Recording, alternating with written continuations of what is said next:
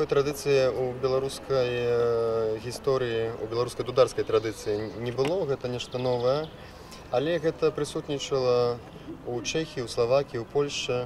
Вельмі часта, калі не было аргана ў касцёле, то мясцовыя дудары дапамагалі праводзіць службу. І вельмі часта гралі і на каляды, і падчас нейкіх асаблівых урачыстасцяў, як шлюб і гэтак далей. Гэта прыгожая традыцыя, таму што ў касцёлах вельмі прыгожая акустыка. Гэта ідэальнае месца якраз для такога інструмента, як дуда.